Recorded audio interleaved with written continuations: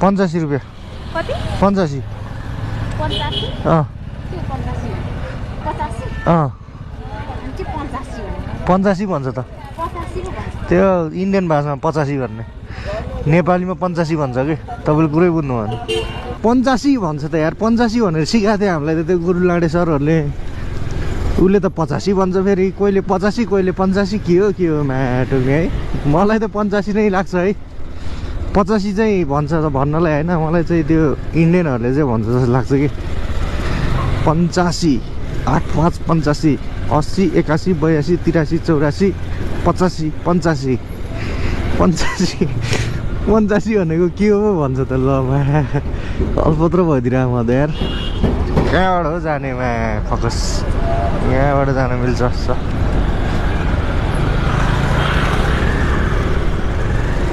85 भन्छ कि 85 भन्छ यार हामीलाई त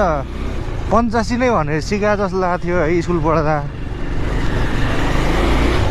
अब जेसुकै भन्नुहोस् है मलाई 85 ठिक छ है अरूले 85 भन्नुहोस् यार बालै भएन है